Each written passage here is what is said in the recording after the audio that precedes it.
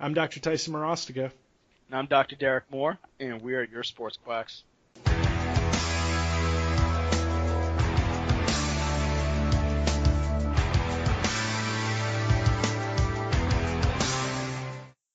Hey everybody, so on today's podcast, what we got up for you is low back pain. Basically what Tyson and I actually end up using primarily in our assessment, our diagnosis, and then overall treatment for specifically just low back pain. As chiros, we see it every single day, and it's just basically, in my opinion, it should end up being our bread and butter. And unfortunately, sometimes, especially coming out of clinic, it's still something that we feel a little bit uneasy about. So my background in training for assessing low back pain primarily comes out through just your normal orthopedic tests, the stuff that we always see, obviously taking a good history, ruling out any red flags, always talking about radiating symptoms. Is this patient having anything going on with bowel and bladder function? Is this a neurogenic type of pain? Is it coming from the spinal cord? But then typically after ruling out a lot of red flags, I go into a lot of movement as my diagnostic tools. So I have a background in McKenzie, so I enjoy using their protocols and seeing how my patients respond from there. And then I also do soft tissue and my normal chiropractic adjustments, whether that be the HVLA or even some flexion distraction. Tice, what do you end up using primarily, I guess, as your go-to? Let's just keep it simple, just to get the ball rolling. What are your typical orthopedic tests for something to rule out some of your red flags? Yeah, when I get a patient in, like, my number one thing is I want to ask like specific history questions. So like if you've got someone sitting in front of you, to me the key is asking them, number one, how did it happen, right? Right. Like, did it come from a fall? Did it come from lifting something? Did the pain start immediately, or did pain start later on? Like, that is my first go-to question, because I want to know mechanism of injury, right? Okay, so we got mechanism of injury. Then for me, like, I guess if I'm looking at low back pain, very specific low back pain, I like doing things actively and passively. I like initially, hey, I'm gonna have you move it, you tell me if there's pain, and then I'm gonna move it and you tell me if that pain got better or worse. I love that, right? Because it allows you to rule in or out joint specific pain, right? So facet type injuries.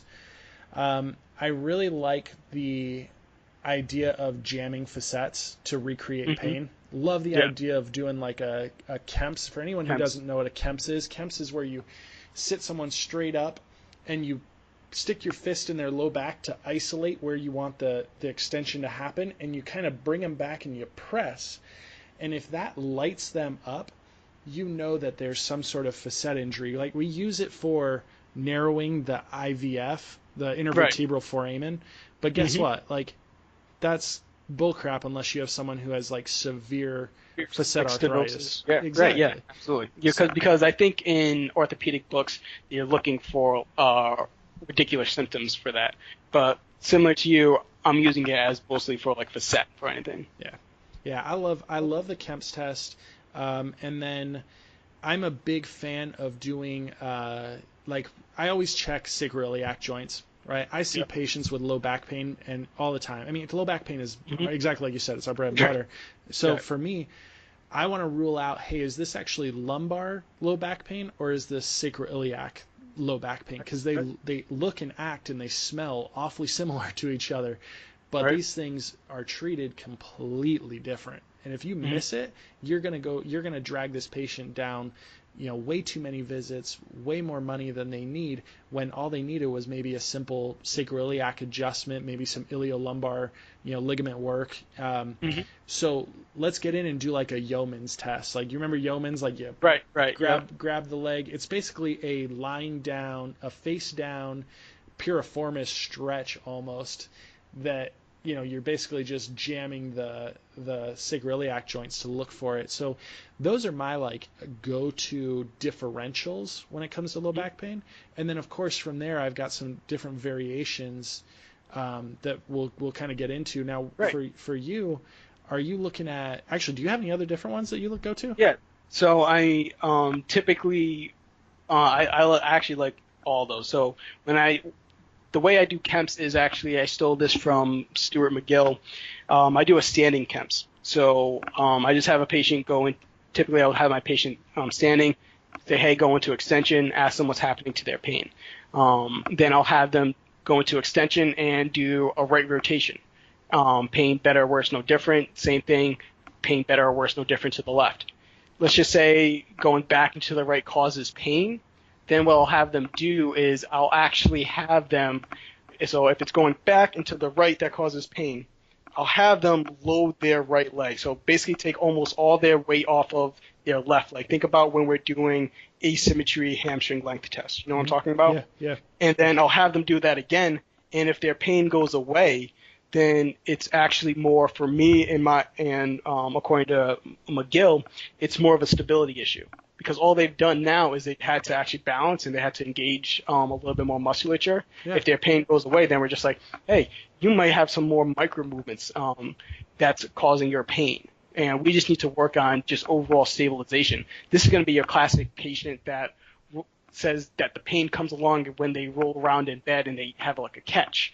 And that's moments of micro movements that are creating some of that pain. Absolutely. So that patient, for me, all of a sudden turns more into a stability project versus a mobility project. And it's like, okay, we might do some soft tissue and we might do some more passive treatments, but they're more on a fast track to loading versus a fast track to calming the system down, because that, in my opinion, that's just what they end up needing more. And then generally it's just checking neuro. I may not do deep tendon reflexes on everybody, but if I'm seeing some type of redic, I'm checking that. And I usually just end up doing a Bectoruse and a slumps because it just saves me time. I can knock out your straight leg raise and like 6 basically other orthos in a matter of like a minute and a half, and really figure out, okay, is this a neurogenic spinal cord? Are we talking MRIs? Are we talking spondylos?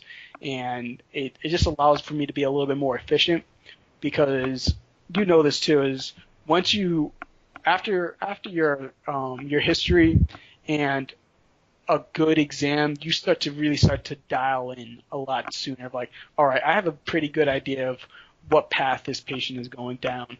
And then you're just like, all right, if we're not doing imaging, let's just go straight at it, because you get more and more confident as you do it. Yeah. So how often? So for me, let me clarify kind of what I do. So when I'm looking at low back pain, one of my big questions is, hey, is the pain traveling, right? The pain traveling, to me, is always a key of, hey, let's look at neurological types, a neurogenic pain, Yep. So when I do that, right? So that is then what pushes me further into neurological examinations. I don't. My first thought is I want to rule out mobility, stability issues. I want to rule out muscular issues, and I want to rule out joint type pain first. And I usually don't jump into that neurological unless I really get a symptomatology that's going, hey, let's dig a little bit. Now, are you doing these neurological examinations on every single patient that you see? You talking about like Bectoruse? Yeah, well, not necessarily Bectoruse. I know Bectoruse can give you multiple things, right? I know Bectoruse is a lot of different tests with that, but so typically I always do a slump test. Yeah, fair enough. I like that. Just because for the most part, even if they're having some back pain, if I can find some type of neural tension there, then I know that also that their central nervous system's a little bit more ramped up. So I know I have to get them into more of a parasympathetic state.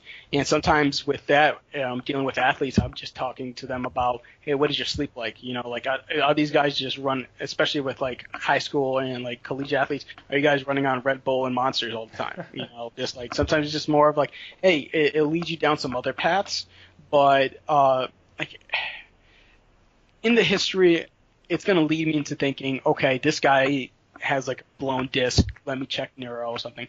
But I'm not doing like Romberg's on everybody. I'm not doing field gaze and stuff like that. Trying to go after all those big go Chris White. Hold on. Let's back up. So anybody who doesn't know what he's talking about, like he's talking about like deep neurological stuff. Like we're talking like Romberg's is like balance test, right?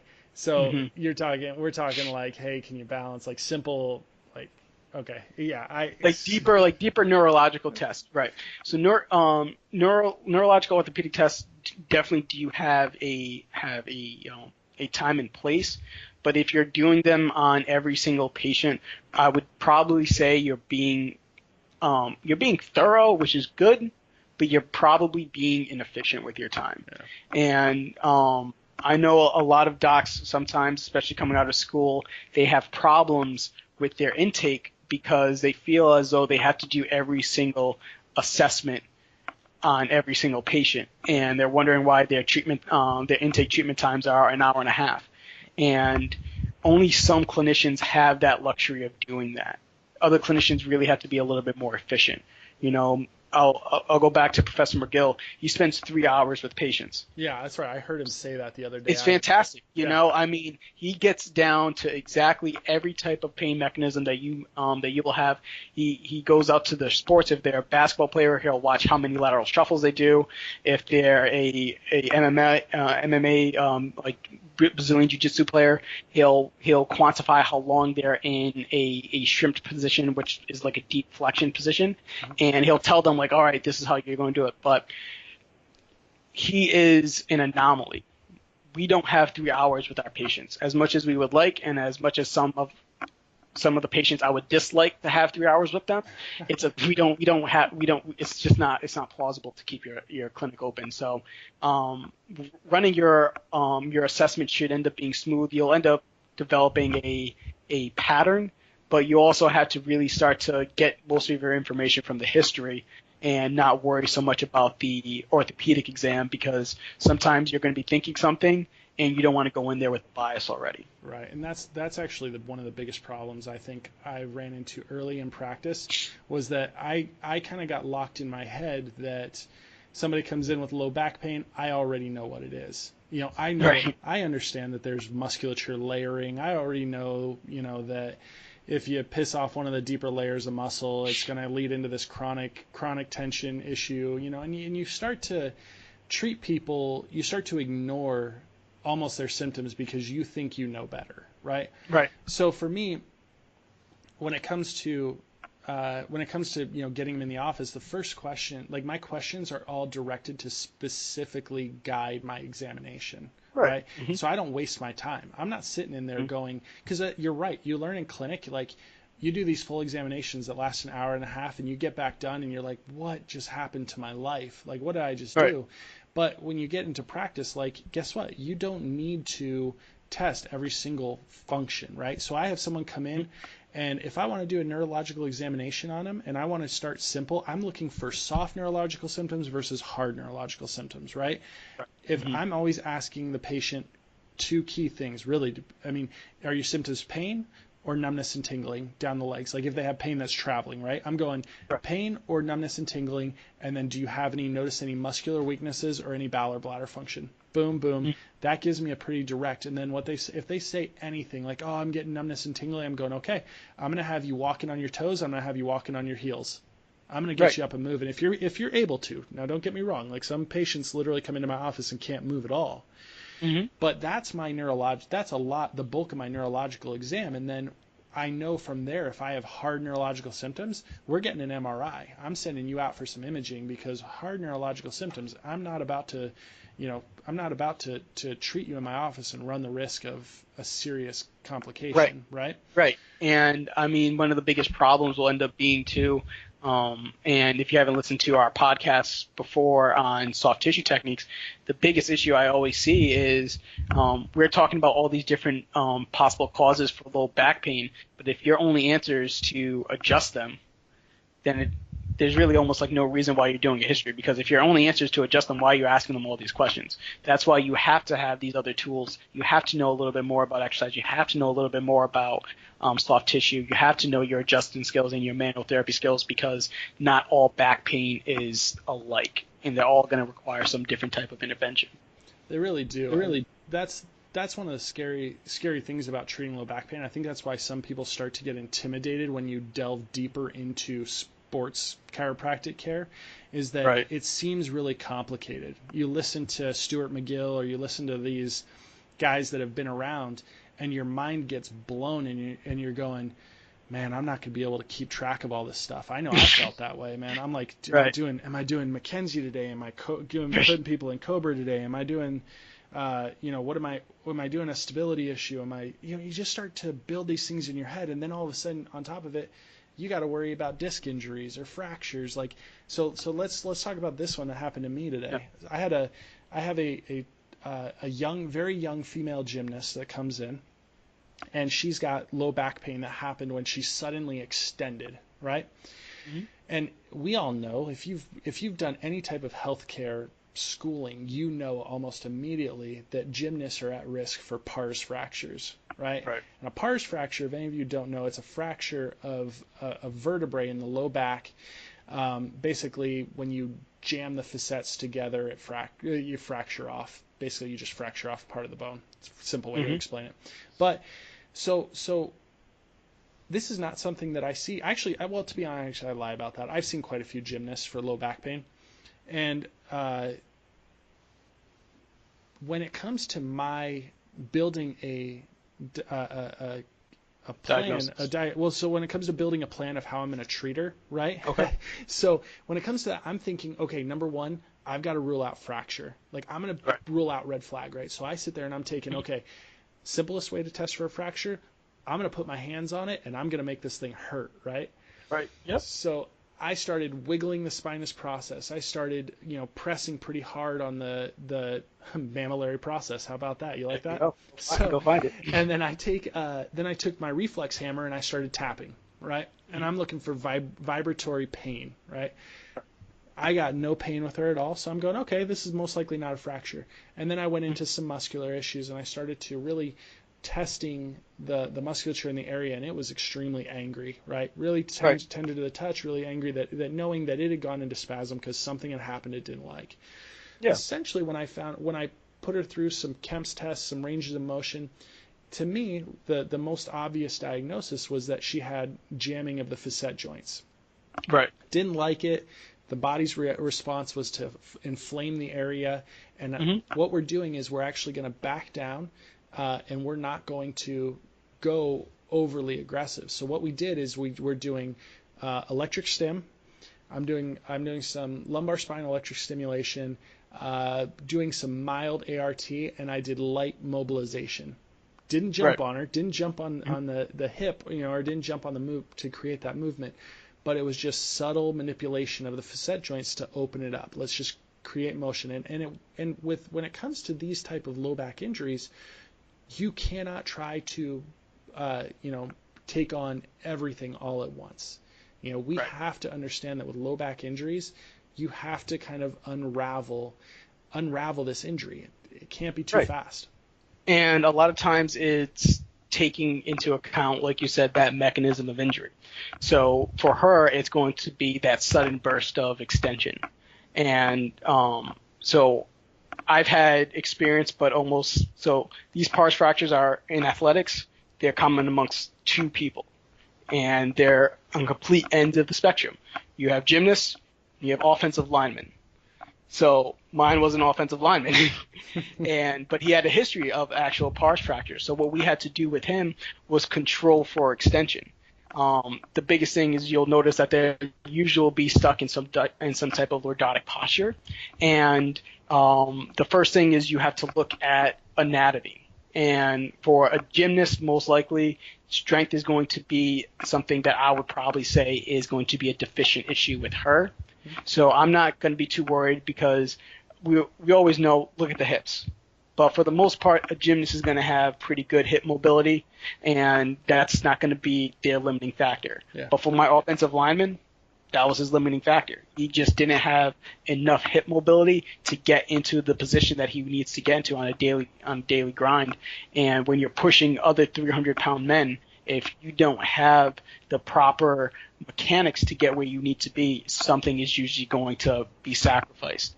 Now, for your gymnast, with her pain, for your muscular issue, treatment, what did you end up really kind of finding was palliative? Did you find that it was mostly ART? Did you do any other type of like passive stretching? Did you do any type of like movement therapies? What did you do primarily for her again? So starting out really simple, we did ART, right? And so the purpose of the ART was not necessarily the end result was to improve range of motion, but what it was to relax the deeper layers of muscle. So Gotcha. I wanted to attack specifically the muscles attaching to the lumbar spine itself, right? So the deeper issues, the rotators, the multifidi, and then start to kind of break into the QL a little bit and a little bit into the erectors. But those are obviously more outer layers. So I'm talking my first approach was, hey, let's dig deeper layers. Let's try and create some relief for her. And then what I'm going to start doing is, as the more we go, I'm going to start enforcing basically postural stability, right? So I'm going to start enforcing doing things like the bird dogs, the glute bridges type exercises, things where it's let's get some build basic glute strength, core stability. Let's start to get a balance, right? Because obviously when it comes to gymnasts, and you can see it with her, there's a lower cross type syndrome, right? Extremely tight low back, weaker glutes, weaker core. I want to find a balance for her, and here's the problem: is that she's going to be training as a gymnast for the foreseeable future, right? And throughout the treatment process too. You have to understand she'll be running through that too. Well, let's talk about that. Let's talk about that. So, like, you get patients with low back pain. What are you telling patients that if they're active, right? They're football players. They're they can basically they're involved heavily in sports. To me, I am not telling a single one of my patients, if they can play, they're playing. I'm not telling them to stay on the sideline unless they're seriously injured. I don't know what you do. I don't know about you, but that has to factor in. I mean, it's highly dependent on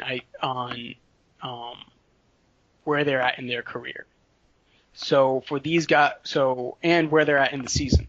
So for my guys, it's off season, and they're doing skills and they're doing lifting, and I got to figure out is there pain with skills? Then I got to go talk to their skills coach and say, hey, when we're doing lineman hand drills, if we have him doing hand drills for more than 45 seconds, it lights him up. So let's just give him a few more breaks. Let's cut him off at 30 seconds, do a few more rounds. If he has pain with his back squat, hey, let's start to switch front squat, back squat. Let's go with the belt squat instead. Let's cut out squats altogether. Who knows? Like, figure out what's actually creating some of his pain, and then we remove that. But now we're talking about, all right, is this a collegiate athlete? He's in season. He needs to play. What do? You work with what you got. They got to be out there, and unless there's something that's really kind of telling you, hey, this guy needs to be off the field, then your job is to really just make sure that he's at close to 100% as possible, knowing he's not going to be there. Right. And then we'll rewind it back a little bit more. And if they're just an adolescent, they're just in high school, let's just stay with high school and lower, probably even like a D2 college, where more than likely these people aren't going to be professionals. They're not going to be paid to be in their sport, or they're working and hoping to possibly in the future be paid, I might shut them down depending on severity. Yeah. Because what is 2 weeks? I'll just be like, hey, listen, just for your gymnast, if extension is what the bugs are, she lives in extension, hey, just stop doing that. Just like we need to shut you down for a little bit. If you want to go work out, you want to go run, you want to go be on a bike, you want to go hike trails, do all of that. But for now, you just can't be in the gym training the way that you're training. And I usually saw with my yoga patients, it's just like, oh, it hurts when I do back bend wheels. Cool, stop doing that. Let's just hold off on that because it's not necessary for the most part. A lot of times, they hold on to certain things in their skills training that aren't 100% necessary, and we could just remove that for a little bit. Figure out if it's an irritant. If it's an irritant, just pull it away. Just take that little bit of an irritant and allow them to, like you said, compete and train if they can. But if it's just practice, just remove the irritant from practice. Right. You're never shutting these players down completely, because let's be honest, when it comes to low back pain, movement is one of the best things for it. If it's unless it's an extruded disc or unless it's a fracture, guess what? Movement's great. So we have to figure out how to get them to move in a controlled, semi-controlled. It doesn't have to be completely controlled, because if you control it, then you take away the stabilizers, right? So let's get them moving in different situations that will help, number one, increase blood flow to the area. To me, that's a primary, hey, let's increase it so that we can get the proper nutrition into the area, help the inflammatory process, and just start to break things down, right? Because it's a matter of being open, right? Because I remember when I was setting up my office, when I first got in, I was reading through my electronic health records. They said to me, they had preset things, right? And the preset thing, when you pull up, I told the patient to ice on and off every 20 minutes. There you go. Right? Ice on and off. And I told them to, not do anything. I told them to lay in bed, or I told them to sit in a bed rest, essentially. And it's like, no, that crap doesn't fly anymore. These people need to move. Right. And even then too, that's there's caveats to that.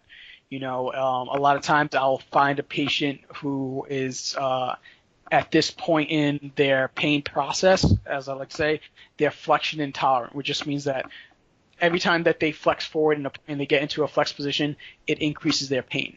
So some McKenzie people will just tell them, hey, you got to stop flexing altogether.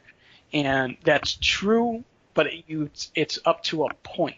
Okay. It's more of we remove the irritant. If flexing bothers you, let's just try not to do that anymore. So you teach them the hip hinge. You teach them when tying their shoe to probably get down on one knee or bring their foot up to them. But also just be like, hey, if you flex your spine, you're not going to blow your disc out through your back. It's going to, you'll be fine. It's just at this point, it's more like picking at the scab. So it's kind of a consistent, irritating the tissue. So if we just remove that irritation, then we're hoping that we can continue to load you and continue to treat the back without taking 2 steps forward and 1 step back. The biggest issue, I think, with a lot of clinicians is that they get stuck, and manipulation is their only tool, extension's the only answer, or other modalities are the only answer. And sometimes you have to just make sure that you're guiding the treatment and the treatment's not guiding you. Now, you see, I know we're getting late in the podcast here, but you struck on something there that we got to talk about, and it's coming. It's the whole, Cox flexion and distraction versus the McKenzie, right? Yeah. We got two battling philosophies that treat the same low back injury, and I got to be honest. When I was in school, I threw my hands up in the air and I said, "Guess what? Because you guys can't find common ground in this, I don't believe in either one of you." I'm totally honest, right? I'm just gonna go my own route on that one. I'm just gonna trailblaze here, right? So tell me honestly. Come on, I know that you use flexion distraction, and I know that you use McKenzie. Yep. What happens when these two battle for you? Do you have a battle, or how do you come to terms with it? Okay, so I took McKenzie, and then one weekend, and then the following weekend I took flexion distraction. So right after each other, so I could get the best information. both of them talked trash about each other. And overall, the only thing that came out of it was decreasing intradiscal pressure, and they were just talking about which one works better, to do it actively or to do it passively. Okay. That's really the only difference. And to me, it's just a matter of whichever one is more palliative to the patient is what we'll end up doing, and it doesn't matter because we're going to get them active anyway. So the big misconception with both, so the big misconception with McKenzie is that it's only extension, where it's a movement-based diagnosis. So it's more of do repeated flexions, do repeated extensions, do repeated side glidings, which is basically just moving laterally from one side to another. And whichever one helps, that's your new treatment. That's what you end up doing. It's pretty simple. That's what you got to do. And with flexion distraction, the misconception is actually the flexion part. So a lot of people will actually drive the table down to the floor, where even Dr. Cox, he will say that the decompressing aspect of like actually pulling the table apart is the more palliative part and not so much the depth of the table push. Yep. So it's really like if you're going to look into the actual like what each doctor was trying to achieve, the zealots underneath them and the people that they teach were the ones who just got it wrong. It's more of like they start to like idolize these guys as like pioneers, which they are, but they also have to understand that it's not always going to work, and they're all trying to just achieve the same thing, and that's decrease intradiscal pressure. And it's just a matter of, okay, I do my movement diagnosis, which is the McKenzie, I flex them, I side glide, and I do extension, and then if they respond to that, fantastic, that's what we're going with.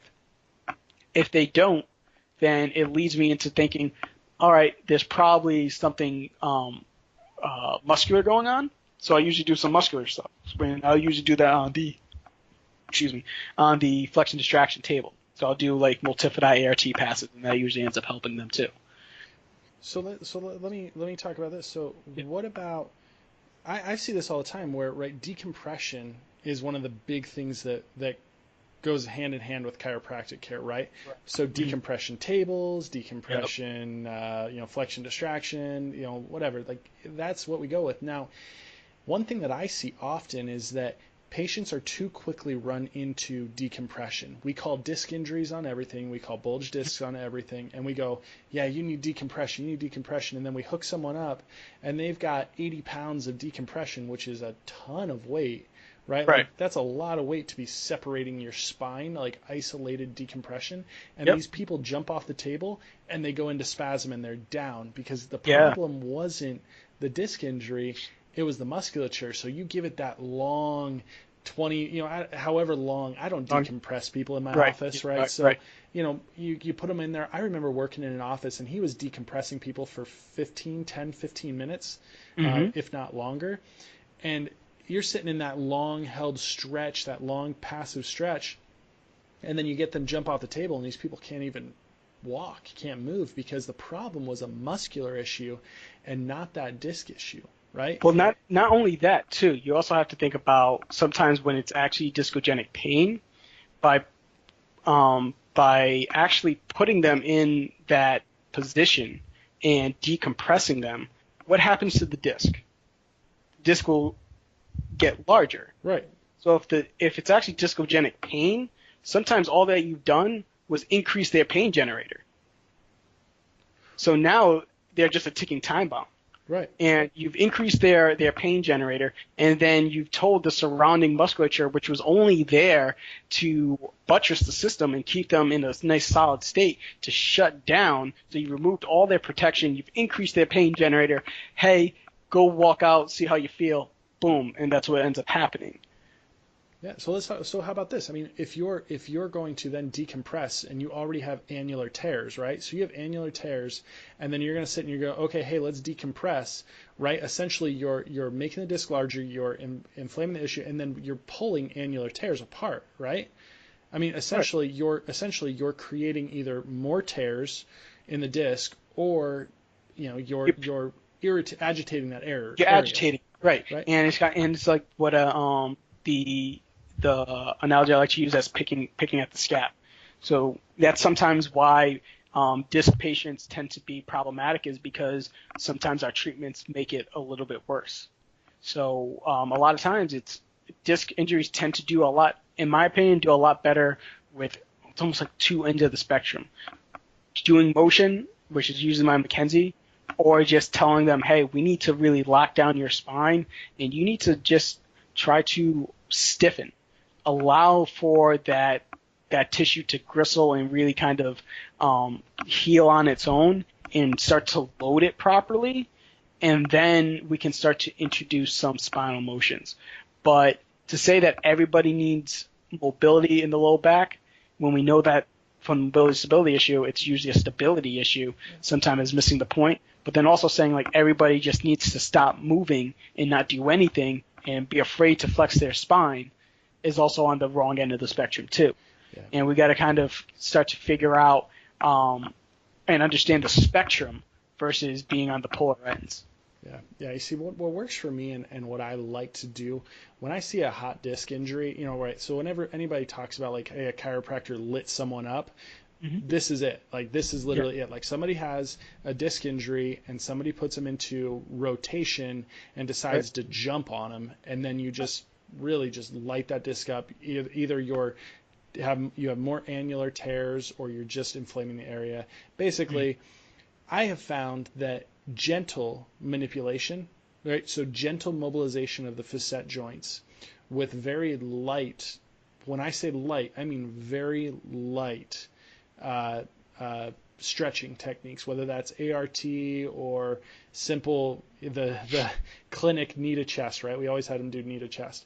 But simple mobility work where we're pumping blood into the area, we're getting a mild stretch into the area, and then I start to do simple loading exercise. Now, I'm not talking about like, hey, if you have a disc injury, you're doing planks, right? I don't like that. I don't like the idea of, hey, you're just going to sit and you're going to hold a plank for this time. On the other hand, I like more resistance training type stuff. I would rather see somebody do like a dead bug type movement where we have them like laying on their back, flattening their lumbar spine, getting into a good locked pelvic tilt, or posteriorly rotated pelvis, right? Right. And then having them move their limbs, right? That movement to me forces, obviously, and we all know this, that forces more control of the torso and of the trunk than just standing in a plank, right? Or I'd like to see a variation of a plank where you're doing reaches, you're working on thoracic rotation while you're stabilizing. I want those kind of movements where we're stressing the stabilizers. And when it comes to loading, when you're talking about loading, what are some of the techniques that you use other than McKenzie? Say, hey, somebody comes in with a hot disc, but they're a little bit more advanced than just starting on a basic McKenzie. Where do you take them loading wise? Do you use any resistance band work? Are you doing any weighted work? What are you doing? So generally, it's mostly a matter of how inflamed they are and what their movement quality looks like. It's usually starting out with a bird dog, but I'm very, very particular with my bird dogs. If I'm giving a bird dog, it usually ends up taking me about 15 minutes to teach them the exercise. Love it. It's annoying for everybody involved. For myself, for them, come out for the patients following them, wondering why I'm taking so long. It's because the devil's in the details with it, and for me, if I can just get them to understand how to control their body, everything becomes easier afterwards. After that, it's usually just a matter of, okay, we work on the hinge, we could do resistance bands with the hinges. Generally, it becomes a little bit easier. But the bird dog, when done correctly, I think is one of the most powerful exercises, and it's usually my actual kind of go-to. You come in with low back pain, really I hate to use absolutes, but I rarely find a patient with low back pain that I don't end up doing a bird dog with. Yeah, it's the safe go-to. I'm the same way. It's my honestly my go-to. I love dead bugs and bird dogs. Those are my two two favorites. Yeah, so as always, we could probably end up going way too long. We went a little bit over it today, but I hope everybody enjoyed it. What we're looking to do is probably get into low back pain a little bit more and start to go into like different causes, maybe even some of the hip stuff that we didn't have time to go into today. But as always, follow us on Facebook, follow us on Twitter, like the podcast, tell your friends, shoot us emails, let us know exactly what you want us to actually talk about and ways we can improve. This is for you guys, and we're looking to kind of help the profession as a whole.